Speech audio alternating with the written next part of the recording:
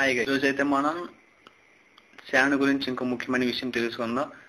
ఇప్పుడు చాలా దగ్గర చూసే ఉంటారు, ఇల్లు కట్టుకునేటప్పుడు ఎక్కడెక్కడ నుంచి మనం శాండ్ అనేది తెచ్చుకుంటాం. రివర్ దగ్గర నుంచే కానీ వేరే దగ్గర నుంచే కానీ అలా తేవడం వల్ల అందులో ఉండే సిల్ట్ అనేది ఎక్కువ ఉండడం వల్ల మనం ప్లాస్టింగ్ చేసేటప్పుడు కానీ స్లాబ్ వేసేటప్పుడు కాంక్రీట్లు యూజ్ చేసేటప్పుడు కానీ తర్వాతకి ఫ్యూచర్లో అవి క్రాక్స్ అనేవి రావడం జరుగుతుంది. అలా క్రాక్స్ అనేవి రాకుండా ఉండాలంటే సిల్ట్ కంటెంట్ అనేది తక్కువ ఉండాలి.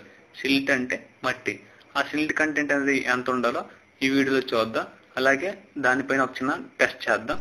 ముందుగా అయితే మనకి 2 మెజరింగ్ సిలిండర్స్, వాటర్, శాండ్, ఇంకా NaCl కావాలి. సాల్ట్. NaCl ఎందుకంటే శాండ్లో ఉన్న సిల్ట్ని వేరు చేయడానికి మనం NaCl అనేది యూజ్ చేస్తాం.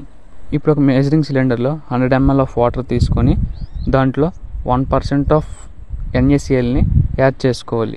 అలా యాడ్ చేసుకున్న దాన్ని మనం కాస్త మిక్స్ చేసుకోవాలి దాన్ని. ఆ తర్వాత ఇంకో మెజరింగ్ సిలిండర్ తీసుకొని మనం మిక్స్ చేసిన వాటర్లో ఒక 50 ml ఆఫ్ వాటర్ని ఆ మెజరింగ్ సిలిండర్లో వేసుకోవాలి. దెన్ మనం తెచ్చుకున్న శాండ్ అప్ టు 100 ml వచ్చే వరకు ఆ మెజరింగ్ సిలిండర్లో వేసుకుంటాం. మనకి మిగిలిన ఇంకో రిమైనింగ్ 50 ml ఆఫ్ వాటర్ని ఆ శాండ్లో మళ్ళీ వేసుకోవాలి. తరువాత వీడియోలో చూపించిన విధంగా కాకుండా ఆ మెజరింగ్ సిలిండర్ని మనం అప్వర్డ్ డౌన్వర్డ్ డైరెక్షన్లో బాగా మిక్స్ చేసుకోవాలి. అలా మిక్స్ చేసుకున్న దాన్ని మనం 4 to 5 hours ఒక దగ్గర పెట్టేయడం వల్ల సిల్ట్ అనేది శాండ్ నుంచి సపరేట్ అయ్యి మనకి తెలుస్తుంది.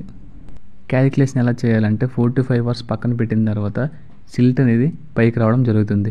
అప్పుడు పైన ఉన్న లేయర్ V1, కింద ఉన్న శాండ్ మొత్తం V2 అనుకుంటే V1/V2 ఇంటూ 100 చేయడం వల్ల మనకి వాల్యూ వస్తుంది.